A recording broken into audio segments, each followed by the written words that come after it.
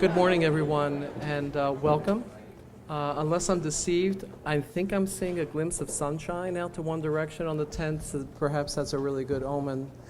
I'm very, very grateful that we can come together this morning to celebrate our actually second honors convocation.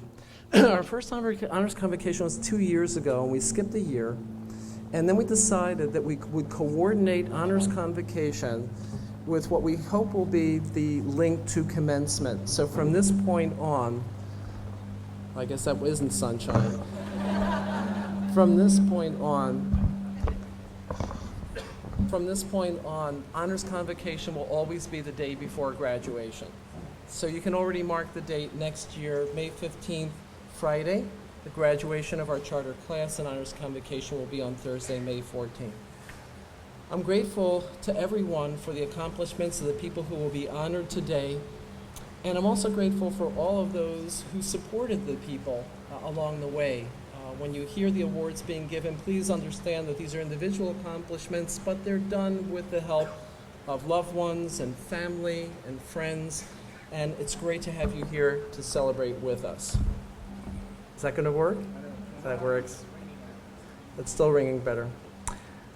I also want to thank a number of dignitaries who have come to help us to celebrate this morning. And in particular, I'm very grateful to our county executive, L. Brooks Patterson, for coming out in this weather. Brooks, welcome. Brooks always refers to OUWB as Oakland County's medical school, right? Okay. I'm also grateful to representatives of the boards, and Michael Kramer, chair of the trustees of the Oakland board, is here with us this morning. I'm very grateful also to the Oakland University leadership, our interim president, Betty Youngblood, our provost, Jim Lentini, and our associate provost, Michelle Piskalich. Thank you very much for your presence. Of course, you can't have a medical school without an outstanding health system, and so we're very, very grateful for the representation from Beaumont, our President and Chief Executive Officer, Mr. Gene Milchowski, our Executive Vice President and Chief Medical Officer, Dr. David Wood, and there are many, many others, department chairs and various executives from Beaumont who are here. I'd also like to thank the chairs of the departments who could attend this morning and faculty from both the Oakland campus as well as the Beaumont campus. There are a number of people here who are friends of the medical school, and I'd like to make specific acknowledgement of their presence. Mr. and Mrs. James and Ann Nicholson, thank you very much. Mr. and Mrs. Dr. and Mrs. Myron and Joyce Laban, Dr. Moon J. Pack, Dr. Steve Newman, and Mr. Henry Baskin.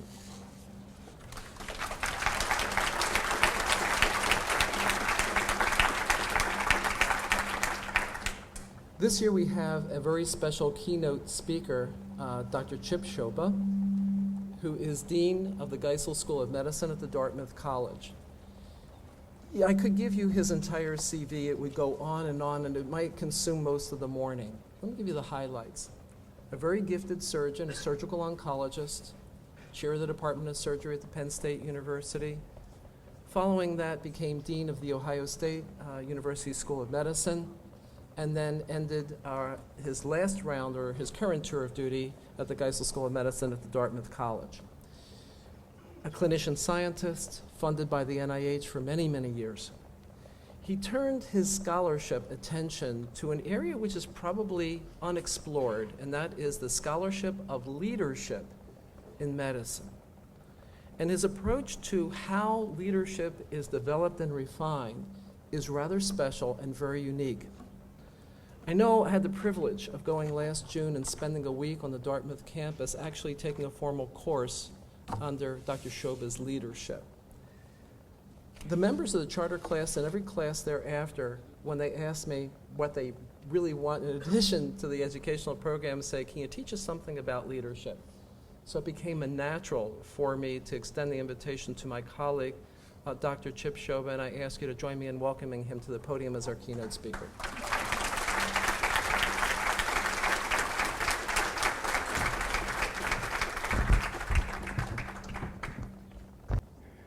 Well, thanks very much, Dean Folberg. Good morning, ladies and gentlemen.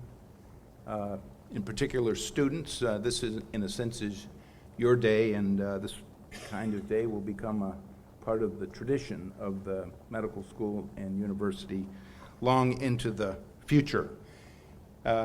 It's risky to start a new medical school. Ours is 220 years old, but there are advantages to being quite a bit younger than that. And I think the main advantage is that what I say to people is your foot's not nailed to the floor. In some sense, ours is by just the cultural investments and long-standing assumptions that come along with any institution. So for the students who chose to come here and for the dean who chose to come here, that takes some courage. It's always associated with risk, but I think the upside is huge.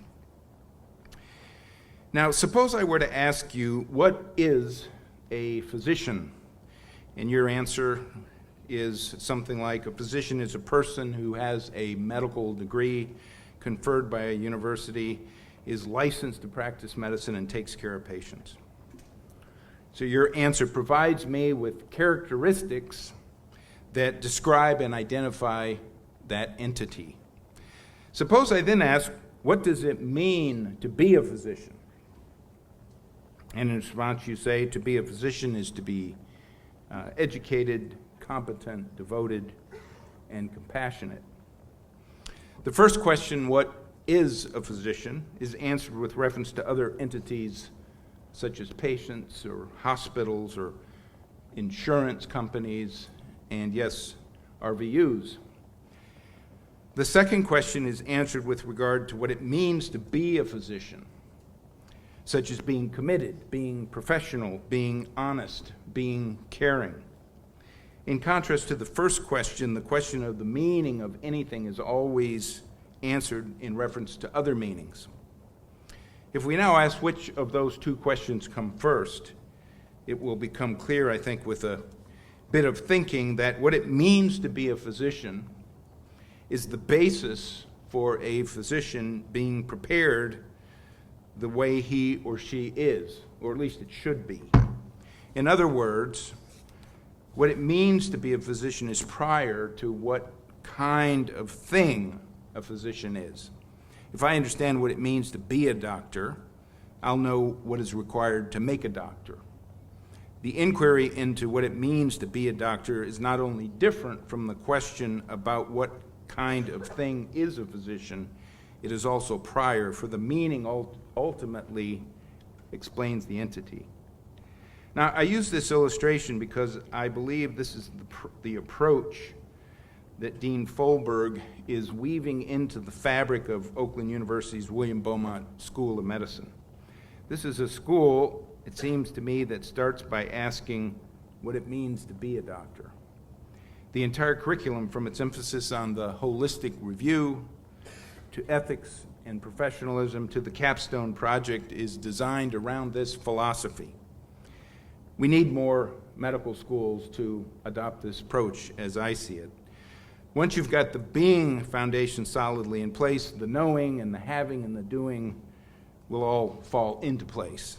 Think about it. If you're not being compassionate, it's impossible to act compassionately.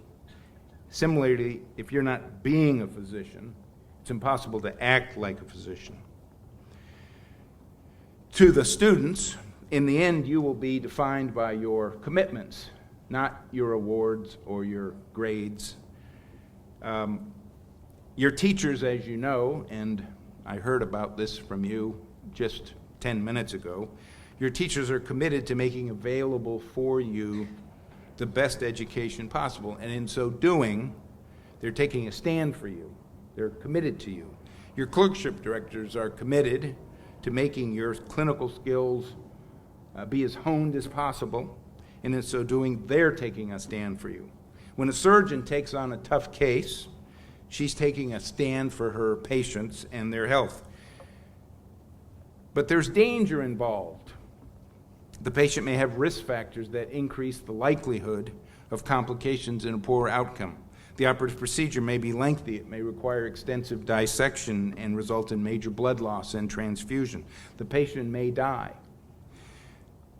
But with no stand on the part of physicians to innovate, to fight cancer, to tackle heart disease, to enroll patients in clinical trials, excellence in medical care would not happen. Progress would grind to a standstill. Stands are what make real leadership happen, the kind of leadership that moves the world forward. Fear, I believe, will be your greatest enemy, and you must conquer it.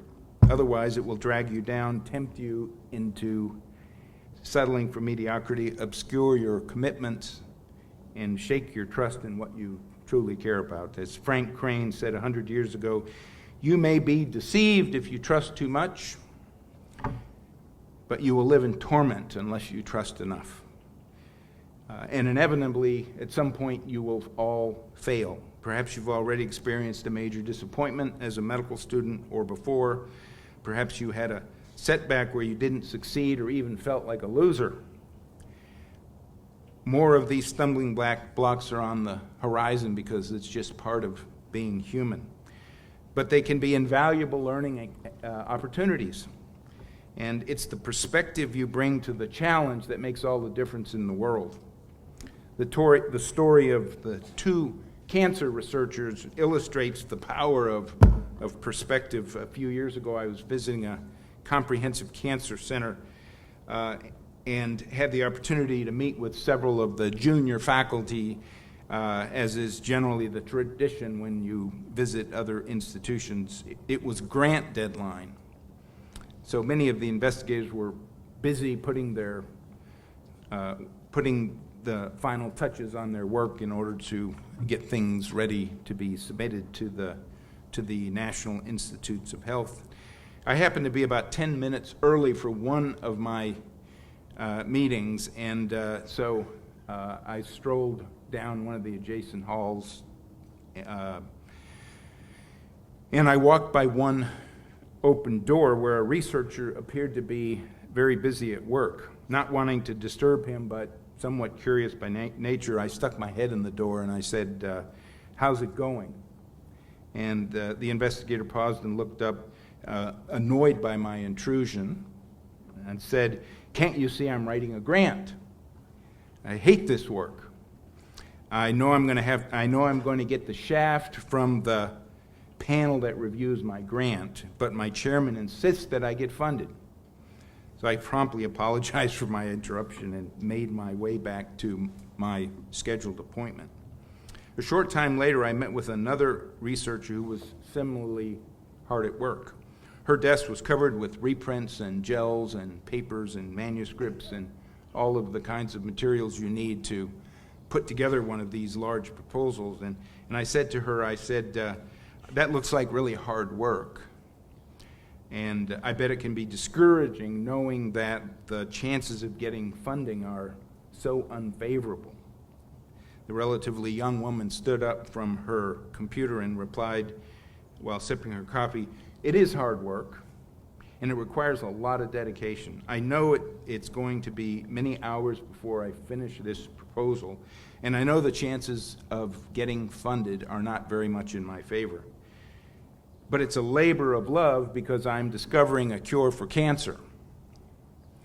So the difference between these two cancer researchers was not intrinsic, it was not circumstantial.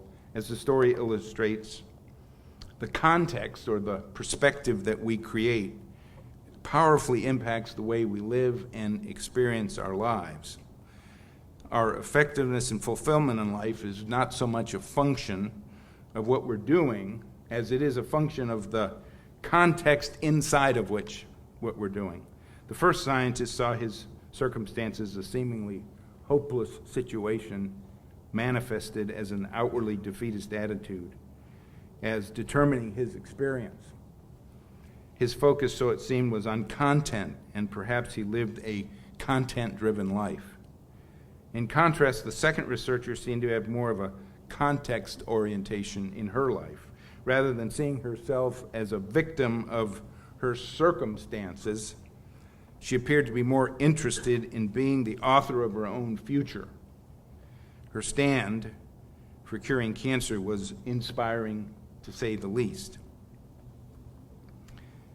A different way of saying this is that greatness is not about circumstances. It's first and foremost about choice. Many of us live into a future that's pretty much a continuation of our past. We may have hopes and dreams for a different kind of future, one that's really worth living into, but it seems to be a future that's too out of touch or too risky to go after. A future worth living into is always one that enriches the lives of other people. The 12 or 15 medical students that I have had a chance to meet in the past day clearly get that. They clearly are in this work for the right reasons. Because it's a future that is larger than you are, this kind of bigger future, it will always be authentic, it will always be inspiring, it will always grant you the tenacity and the courage to deal with the obstacles that invariably will get in the way. Professor Margaret Farley of the Yale Divinity School writes, and I'll quote, "The history of the human race, as well as the story of any one life, may be told in terms of commitments. Commitment includes a notion of willingness to do something for or about whatever we are committed to." So as I said, the only future worth creating is a future that is bigger than you are. It is more than just about you. It's one that's about improving the lives of other people, like the students, and like the patients, and like the community. And I know of no profession more than medicine that offers that privilege.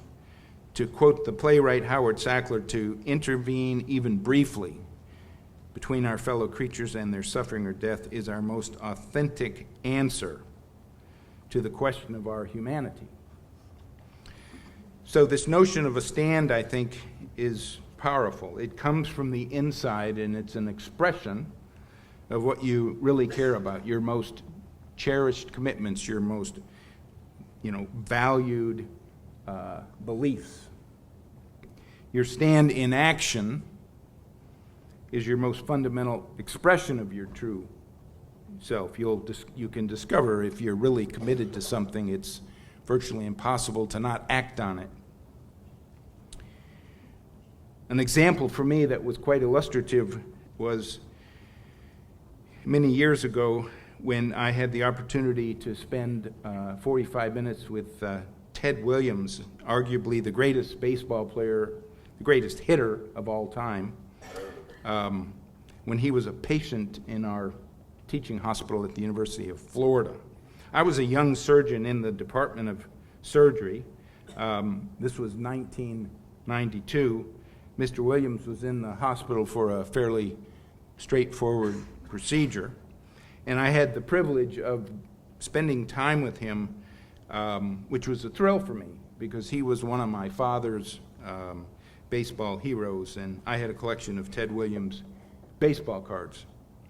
So I spent 45 minutes with him alone in his hospital room, and I had a number of questions, but one of the things that I wanted to hear about was his own personal narrative about the 1941 season when he hit .406. And I had read about the story, but I wanted him to tell me, and he was willing to do so. So he told me the story, and it goes like this. It was September 28th of 1941. The Red Sox, Williams' team, are at Shibe Park in playing the last two games of the season, a doubleheader against the Philadelphia Athletics. The Philadelphia Athletics, as you know, have long since moved to Oakland. Not this Oakland, different Oakland. And the old Shibe Park has been torn down, and the Phillies now play baseball in Philadelphia. But nonetheless, at the conclusion of all but the final two games, Ted Williams' batting average was .3996, and winning those two games is not going to help the team's chances of going to the playoffs because they're 17 games out of first. The Yankees have cinched the pennant 3 weeks ago, and as soon as these 2 games are over, the Sox are going home, and the season's over until next year. So Williams' manager, Joe Cronin, who also plays shortstop, approaches him and says, "Ted, we're done after today. Why don't you sit these 2 games out? You'll protect your average. It will be rounded up to 400 in the record books, because the record books have batting averages at 3 places, and his was 3,996, so it would go to 400. And Cronin says, "This is a feat that no one will accomplish for some time. Why risk it?" Ted Williams looks at his coach, pensive. He says to himself, "What guides us? What guides us when we encounter these defining moments? You make choices," he says to himself, "that are aligned with your most fundamental commitments, with your stand." He says to Cronin, "Baseball is who I am." And Ted Williams goes 6 for 8 with a walk that September afternoon and raises his average to 406. That was 1941. No one has hit 400 since. Excellence, knew Ted Williams, doesn't just happen. We make it happen through our choices and through our stand. There's a risk you'll strike out. There's a risk you'll fly out or ground out, or that your average will fall below 400. But for him, it was not so much an act as it was a way of being, a habitual way of being. On the field, in his role as a player, he hit, ran, and played his stand for excellence. He achieved by taking his stand. So the peril, I think, is not in failing to achieve it is in choosing not to take your stand. In the face of the many challenges confronting healthcare today, quitting or giving up may sometimes occur for some of you as a possible option. But therefore you're going to need a stand in order to get yourself through these tough times. You'll need to have something in place bigger than you, bigger than your circumstances, bigger than your own agenda.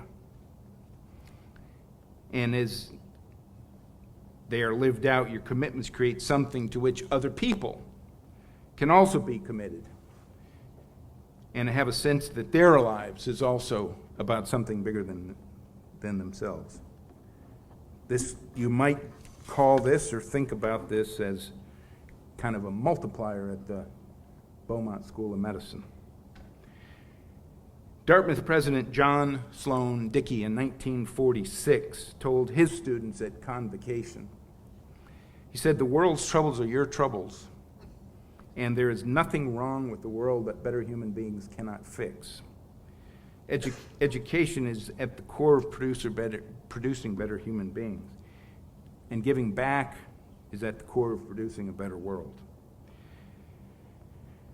Students, show your gratitude by hugging your parents, thanking your teachers, pledging to your friends to forge long-lasting friendships. Be bold, be aspirational, set the bar high. Don't be afraid to fail. You won't regret it. You're a Beaumont graduate. Ladies and gentlemen, Godspeed and God bless to all of you. Thanks very much.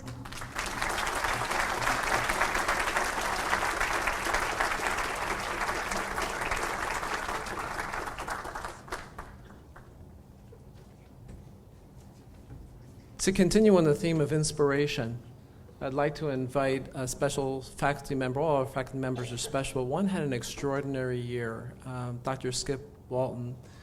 He was founding chair of the admissions committee, so he may have interviewed many of you in the M3 and M2 class, but he had an extraordinary adventure last year. So I introduced to you Dr. Skip Walton and also Lieutenant Commander Ed Walton for a very special presentation. Tell us what you did last year.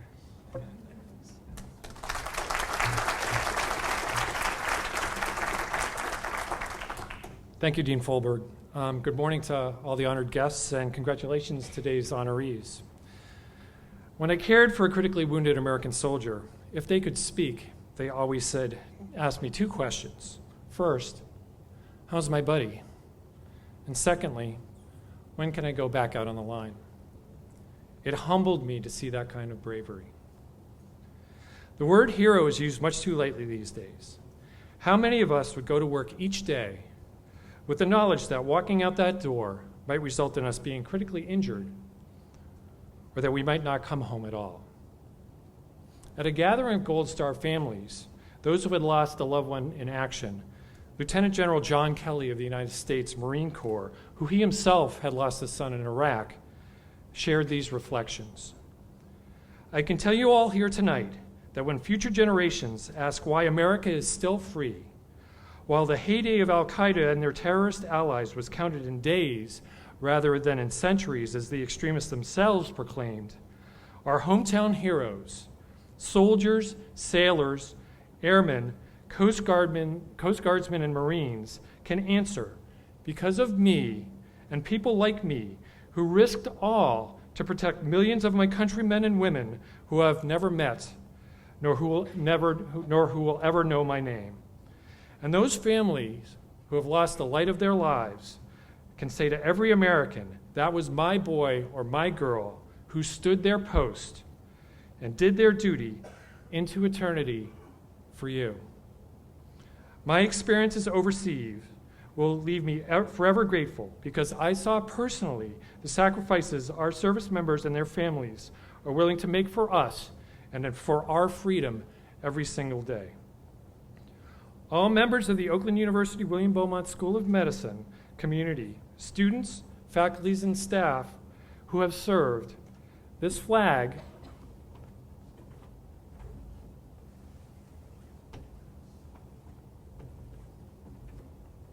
was flown over the NATO Role 3 multinational medical unit at Kandahar Airfield, Afghanistan on Veterans Day in honor of you.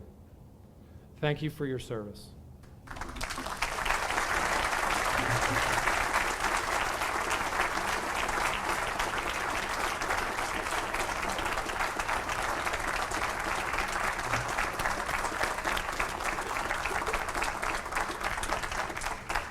Skip didn't tell you he spent the last year in Afghanistan, so we'll close the loop on that. And this will be displayed in O'Dowd Hall outside of the lecture rooms, together with other items that we'll have to commemorate the history of the medical school.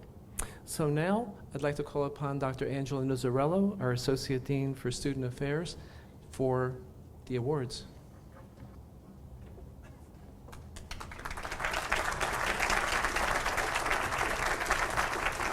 Thank you, Dr. Falberg. Before I begin with the awards, I would like to thank the selection committee who dedicated their time to reviewing the nominations. These members are Committee Chairperson Nancy Bulgarelli, Committee Vice Chairperson David Thomas, Committee Secretary David Rodenbaugh, and committee members Nelia Afonso, David Bloom, Daniel Michael, and James Robbins. I know that all of our students here at OUWB work extremely hard. I see it every single day. But the students that we're recognizing today have excelled and are being honored for exemplary achievement. Our first two awards go to James David. Outstanding Award for Performance in the Cardiovascular course, and also Outstanding Student Performance in Biomedical Foundations of Clinical Practice.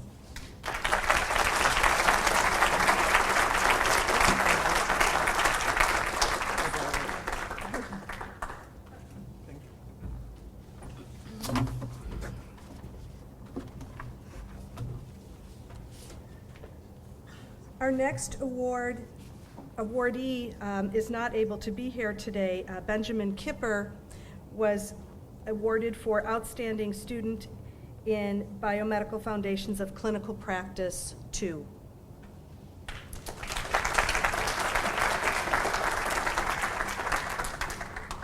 Our next awardee is Rachel Hankey. Rachel is receiving this award for Outstanding Performance in the Neuroscience course.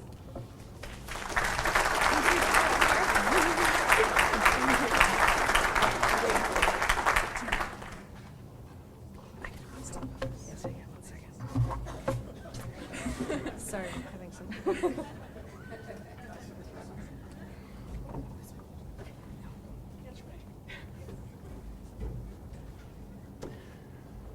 Our next awardee was not able to attend today. Our M2 students are currently studying for their Step 1 exam, and many are taking it in the next day or two. So our student is not able to be here, but Anya Karpov is awarded for Outstanding Student in the Respiratory course.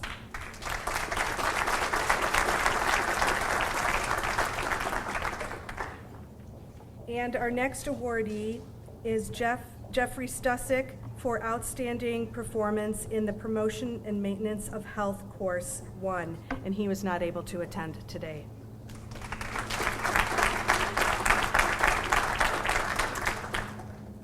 Joe Versaloni. I'm here. Yes. You're always here. For Outstanding Performance in Student for the Art and Practice of Medicine 1 course.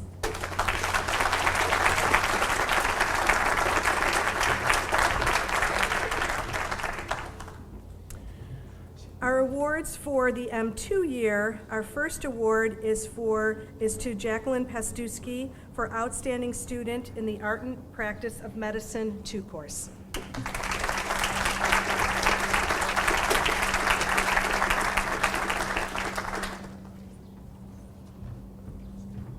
Our next awardee is receiving 2 awards. Stephanie Schley is receiving 1 award for Outstanding Performance in the Behavioral Science course, and also Outstanding Performance in Promotion and Maintenance of Health 2 course.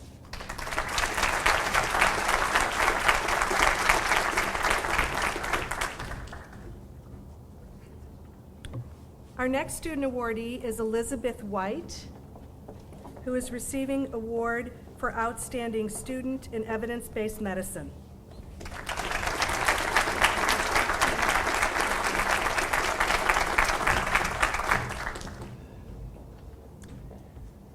Adam Weiner is receiving an award for Outstanding Student in the Endocrine course.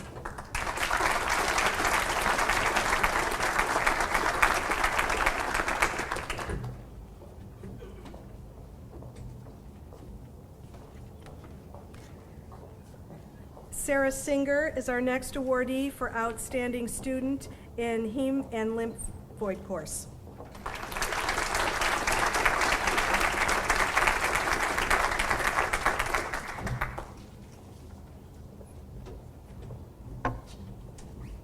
Adam Hills is being honored for his performance in the Musculoskeletal Connective Tissue and Skin course.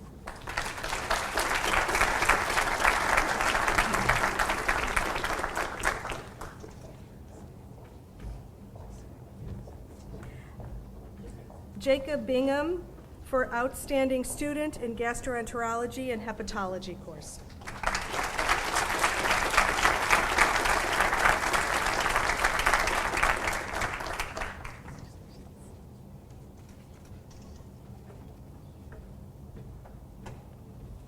Sarah Ropp is receiving an award for Outstanding Student in the Psychopathology course.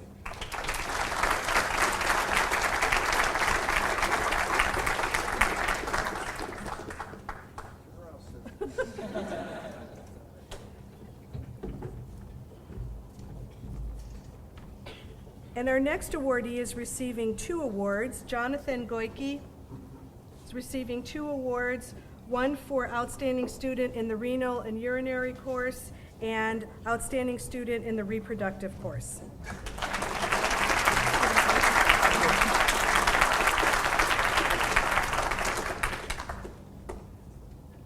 The next award honors the memory of the School of Medicine's founding Associate Dean, Michelle Rabel. I'd like to welcome Dr. Rabel's husband, Dr. William Miles, to the stage to present the Michelle D. Rabel Award.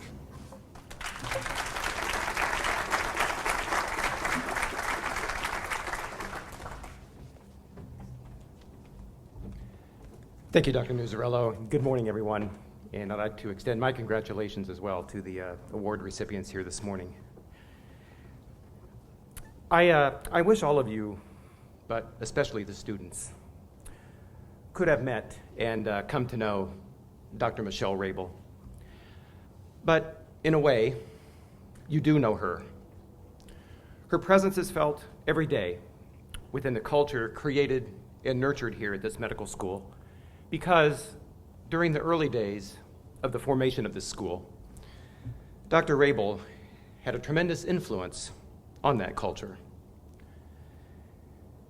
Dr. Rabel was recruited here by Dr. Folberg, not only due to her expertise in medical education and assessment methodologies, but also because Dr. Folberg knew her very well on a personal level. He knew that Dr. Rabel's personality and passion for learning would directly impact the culture he envisioned for this new school. And the culture with which you are all now so familiar is due in no small part on her influence during the early formation of this medical school.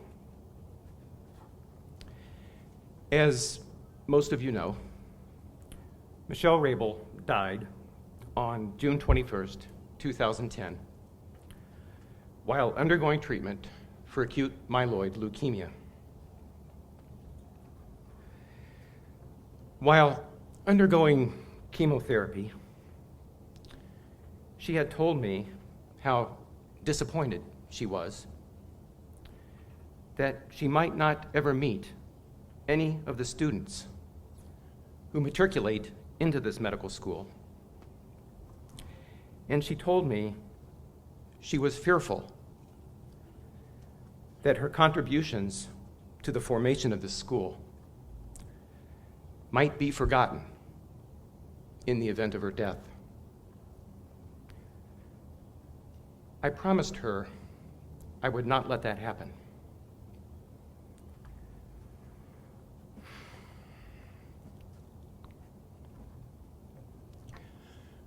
I established the Dr. Michelle D. Rabel Fund for medical students in her memory. And this endowment, which is there for you, the students, to enhance your education, helps to fund this award. In discussing with other founding administrative staff ways to ensure Dr. Rabel's legacy, we decided that a student award should be given in Michelle's memory to that student who best personifies the qualities that Dr. Rabel brought to this medical school. These qualities include a student who is compassionate, a learner and educator, one who cares deeply about others, and one who functions as a mentor for everyone he or she meets. This student is one whom all medical students everywhere should want to emulate. This student was nominated and selected by his or her peers. I find presenting this award quite comforting, for it reminds me that the promise I made to Michelle is being kept.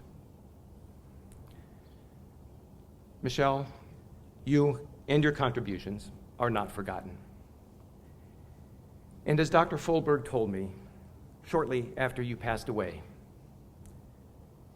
you walk the halls of OUWB. This year's Michelle D. Rabel Award goes to Carolus Shanuda.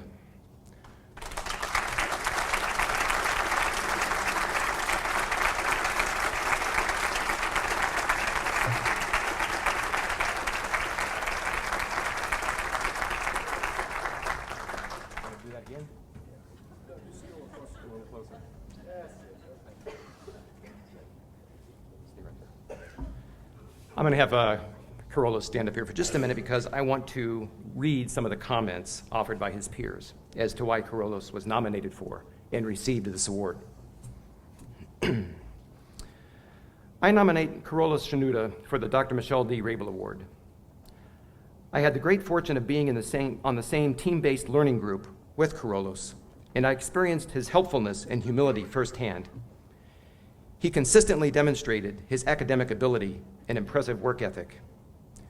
Even more importantly, Carolus was always willing to spend his valuable time helping others grapple with the difficult concepts. I cannot think of anyone who better embodies the OUWB culture of learning. As requested, I will make these comments brief. However, please let me know if you need additional examples, as I am happy to provide them.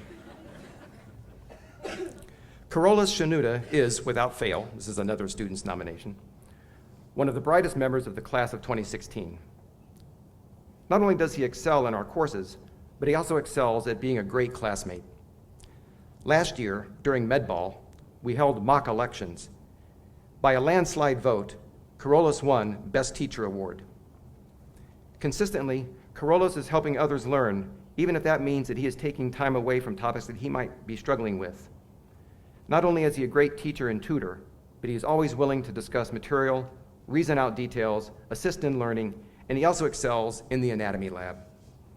When I read the description of the Dr. Michelle D. Rabel Award, I instantly thought of Carolus because of his willingness to be an incredibly helpful and supportive classmate. So, congratulations, Carolus.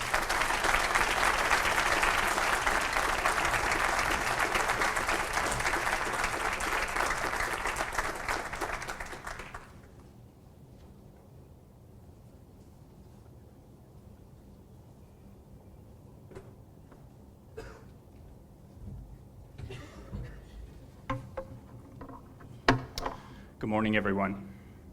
My name is Lieutenant Commander Jevin McFadden. I'm a medical officer with the Commissioned Corps of the U.S. Public Health Service, and I'm here today on behalf of the Surgeon General of the United States to recognize one of your outstanding students who has been selected to receive the 2014 Excellence in Public Health Award. The Public Health Service was founded in 1798 to provide medical care to sailors and merchant seamen with yellow fever and malaria. Today, the Commissioned Corps of the U.S. Public Health Service is dedicated to serving on the front lines in the nation's fight against disease and poor health conditions. On behalf of the Chief Medical Officer of the U.S. Public Health Service, Captain David Goldman, and the Acting Surgeon General, Rear Admiral Boris Lushniak, I would like to recognize Raymond Yao with the 2014 Excellence in Public Health Award with a certificate and a challenge coin of the U.S. Public Health Service.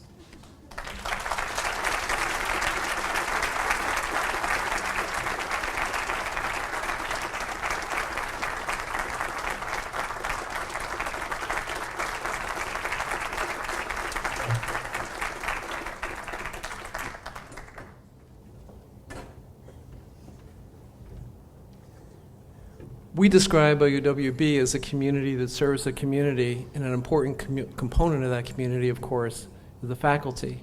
So I call upon Dr. Judith Venuti, Chair of the Department of Biomedical Sciences, to come to the podium and recognize faculty with awards.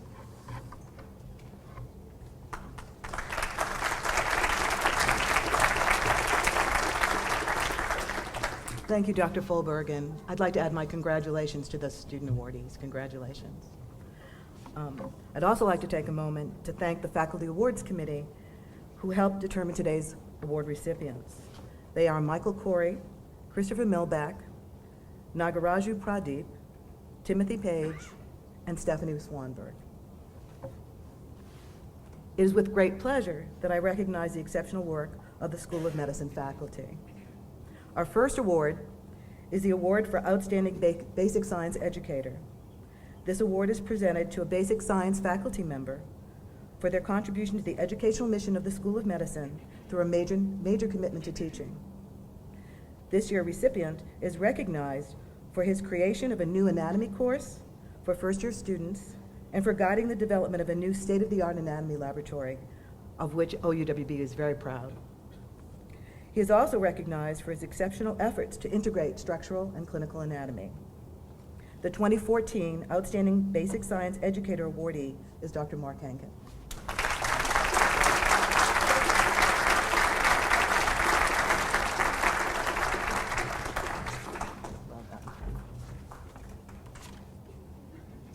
holding it, not me. Oh.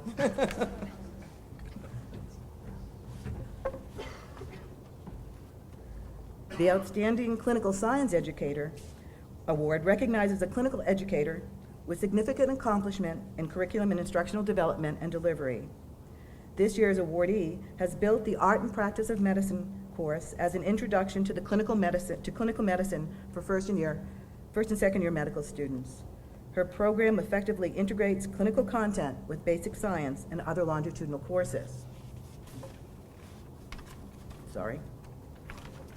In addition, she has successfully developed collaborations with other Oakland University professional schools, community service organizations, clinical departments, and the general public to broaden the experiences of our medical students. This year's awardee, Dr. Nelia Afonso, is highly deserving of this Outstanding Clinical Science Educator Award.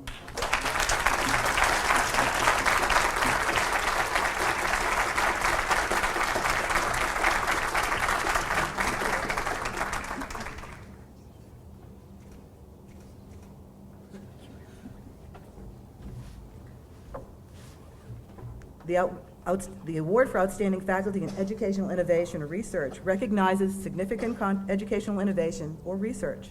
Innovation includes the development of new educational materials, instructional methods, teaching techniques, or evaluation methods.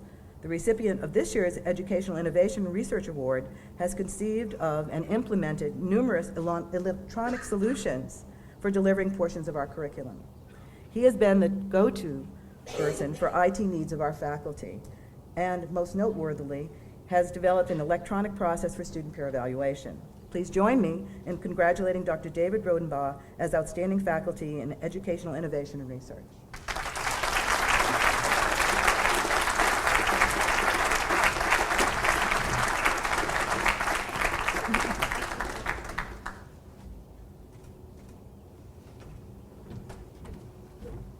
Last but not least is the Award for Faculty Excellence in Service. This award recognizes an outstanding OUWB faculty member who has significantly contributed to ongoing learning and growth through service to the school and the community. This year's awardee is one of the founding faculty of the School of Medicine and played and continued to play a major role in the development of our curriculum. He also serves the OUWB community at large through his training and mentoring of other medical school faculty in the areas of scholarship, in medical education, medical education research, teaching strategies, and curriculum development. He serves on numerous committees here at the School of Medicine, on national committees, and committees within the local community. This year's recipient for excellence in service is Dr. Richard Sabino.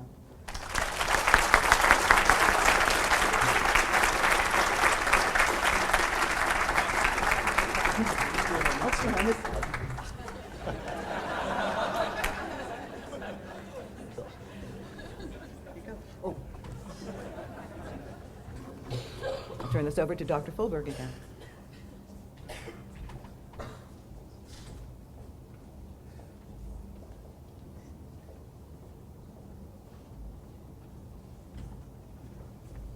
It's not often that a School of Medicine finishes anything 20 minutes early.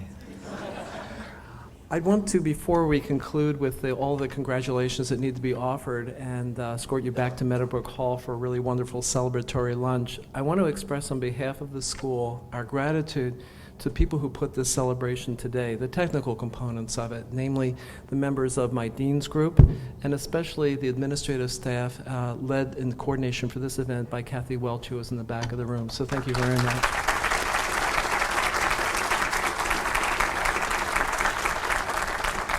And of course, I'd like to extend my appreciation to the staff of Meadowbrook Hall for assembling this event as well.